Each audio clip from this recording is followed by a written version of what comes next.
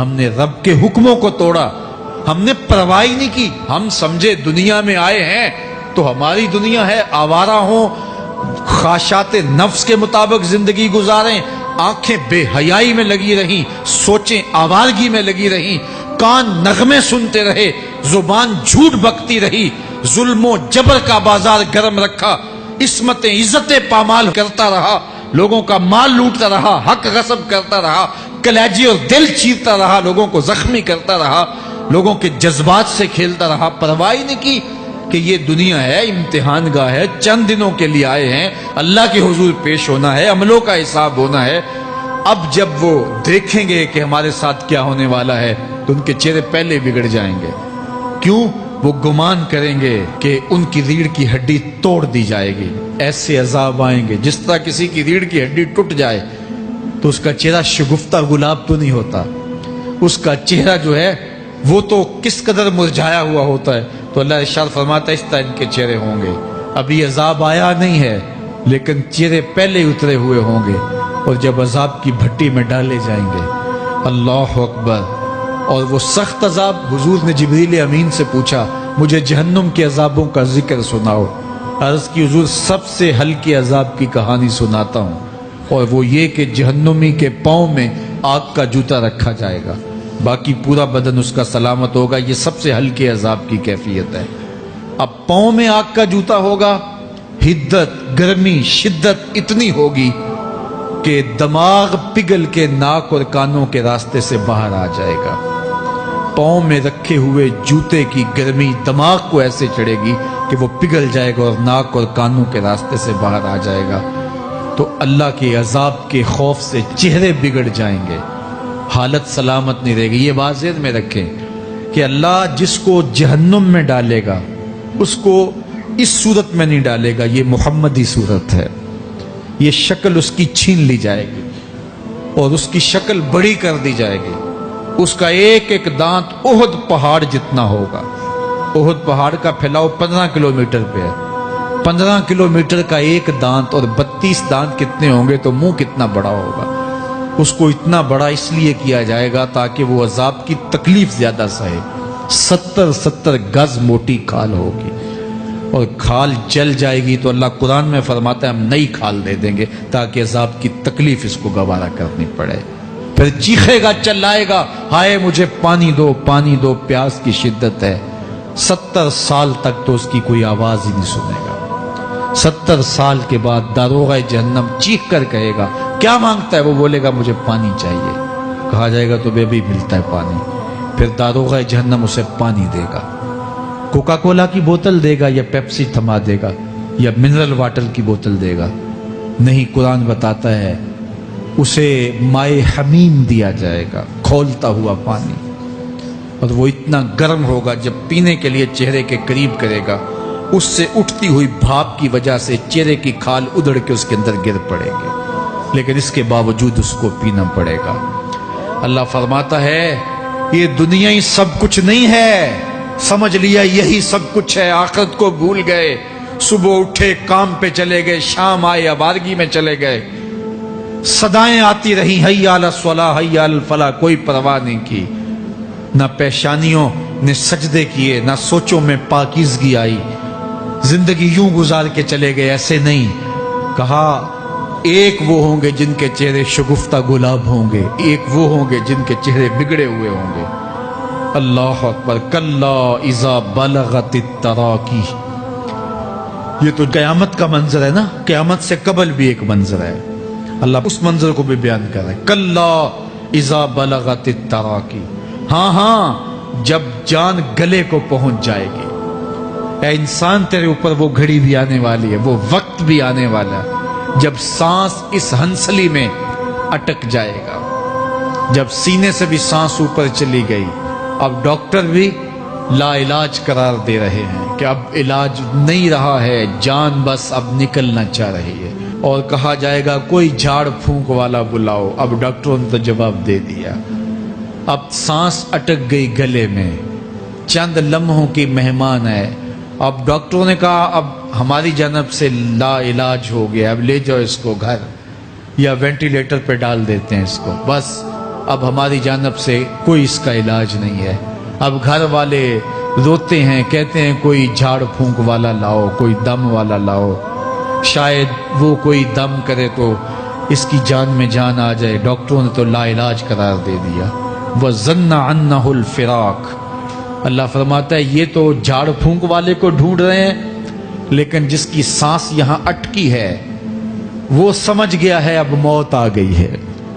اس کو یقین ہو گیا ہے کہ اب موت کے لمحے آ گئے ہیں, اب میں بچ نہیں پاؤں گا. اب آنکھیں تاڑے لگی ہوئی ہیں. وَالْتَفَّتِ السَّاقُ بِالسَّاقِ. پنڈلی پہ پنڈلی چڑھ رہی ہے. جب موت آ جاتی ہے تو پھر پنڈلی سے پنڈلی لپٹ جاتی ہے, اس کو پھر جدا کرتے ہیں اور جدا کر کے دونوں انگوٹھے باندھ دیتے ہیں تاکہ پنڈلی کے اوپر پنڈلی نہ چڑھے. اللہ وہ منظر بیان کرتا ہے, صاحب یہ وقت آنے والا ہے جب دونوں انگوٹھے باندھ دیے جائیں گے, جب ناک میں روئی ٹھونس دی جائے گی, جب چٹے لباس میں کفن دیا جائے گا, جب غسال کے سامنے بے بس پڑے ہوں گے, وہ چاہے یہ بازو اٹھائے چاہے یہ بازو اٹھائے, گرم پانی ڈالے یا سرد پانی ڈالے, جب بس پڑے ہوئے ہوں گے جو ہے وہ غسل دینے والوں کے, اور ناک میں روئی ہوگی اور دونوں انگوٹھے آپس میں بندھے ہوں گے. یہ محل, یہ ماڑی, یہ کوٹھیاں, یہ بنگلے جس کو سویر شام لگ کے حلال حرام کی تمیز کیے بغیر بنایا تھا. غوث اعظم رضی اللہ تعالیٰ عنہ بولے مکان بنا رہا ہے, بسیں گے اور حساب تو جا کے دے گا, اور یہ تو ایک رات بھی تجھے اس گھر کے اندر نہیں رکھیں گے کہ چلو ایک رات مہمان رکھ لیں. کہتے ہیں نہیں نہیں, مہمانوں نے بھی جانا ہے تو جلدی کرو, اس کو سپرد کراؤ. وہ تو تیرا لباس بھی پھاڑ کے اتاریں گے, خود غسل دینے کے لیے تیار بھی نہیں ہے. تجھ سے خوف آنے لگا ہے. جاندی واری ڈرونا بنے ہوتے, ہاتھ نہ لاندے ڈر دے, جنہ لئی تو پاپ کمائے اج کتھے نہیں تیرے کر دے. آج تو وہ تیرے ساتھ تجھے غسل دینے کے لیے آمادہ نہیں ہے. وَالْتَفَّتِ السَّاقُ بِالسَّاقِ. جب پنڈلی پہ پنڈلی چڑھنے لگ جائے گی, إِلَىٰ رَبِّكَ يَوْمَئِذٍ الْمَسَاقُ. اس دن تیرے رب کی طرف ہی لوٹ کے جانا ہے. فَلَا صَدَّقَ وَلَا صَلَّىٰ. اس نے نہ تو سچ مانا اور نہ نماز پڑھی. وَلَٰكِنْ كَذَّبَ وَتَوَلَّىٰ. ہاں جھٹلایا اور منہ پھیر کے چل پڑا. ثُمَّ ذَهَبَ إِلَىٰ أَهْلِهِ يَتَمَطَّىٰ. پھر اپنے گھر کو اکڑتا ہوا چلا. اولا لک فاولا ثم اولا لک فاولا. تیری خرابی آ پہنچی, ہاں تیری خرابی آ پہنچی. ایحسب الانسان ان یترک سدی. انسان دنیا میں یہ گمان کرتا ہے اس کو سدا چھوڑ دیا جائے گا. سدا عربی میں ایسے اونٹ کو کہتے ہیں جس کی مہار کسی کے ہاتھ میں نہ ہو. شترے بے مہار, جہاں مرضی جس گھاٹ سے چاہے پانی پیے, جہاں سے مرضی چارہ لے, تو شترے بے مہار کو کہتے ہیں سدا. تو یہ انسان بھی گمان کرتا ہے کہ میں بھی سدا ہوں, مجھے کوئی کیوں پوچھے, میرے جذبات پہ کوئی کیوں قدغن لگائے, مجھے کیوں روکے کوئی. بالخصوص جوانی کے ایام کے اندر جوان کو بڑا ہوتا ہے کہ کوئی مجھے کیوں, وہ تو ماں باپ کے کہنے میں بھی نہیں آنا چاہتا. وہ کہتا ہے کیوں مجھے روکتے ہیں, میری جوانی ہے, میرے جذبات ہیں, مجھے آزادی سے جینے دو, کیوں میرے راستے میں رکاوٹ بنتے ہو, میں سدا ہوں. اللہ فرماتا ہے نہیں, ایک اونٹ تو سدا ہو سکتا ہے جس کو میں نے اشرف المخلوقات بنایا ہے, اس کو تو سدا نہیں چھوڑوں گا, اس کو تو پابند بناؤں گا حکام کا. اب وہ کہتا ہے کہ نہیں نہیں, یہ کیسے دوبارہ اٹھائے جائیں گے. اب دوبارہ وہی بات پھر آ گئی. الم یک نطفۃ من منی یمنا. اللہ فرماتا ہے ایک بوند تھی نا, پانی کا ایک قطرہ تھا جو رحم مادر میں رکھا گیا. ثم کان علقہ, پھر وہ پانی کا قطرہ لوتھڑا بنا. فخلق فسوی, پھر اللہ نے اسے پیدا فرمایا اور پھر ٹھیک ہموار کیا. فجعل منہ الزوجین الذکر والانثی, پھر اس سے وہ جوڑ بنائے, کوئی مرد بنایا کوئی عورت بنائی.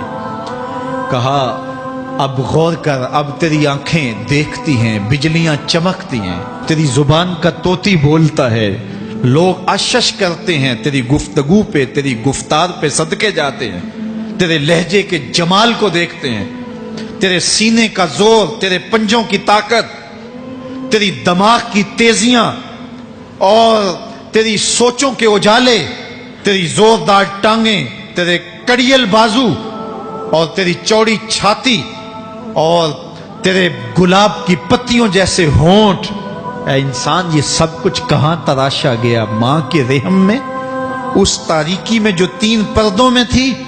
تیرا سر تیرے گھٹنوں میں تھا، اور تیرے رب نے وہاں تیرے اندر نسوانیت یا رجولیت کی صلاحیتیں پیدا کی، تیری آنکھوں میں چمک پیدا کی، تیرے کانوں میں نغمے بکھیرے، تیری زبان کے پٹھوں پہ قوت ذائقہ رکھی، تجھے بولنے کی صلاحیت دی، تیرے پنجوں میں زور رکھا۔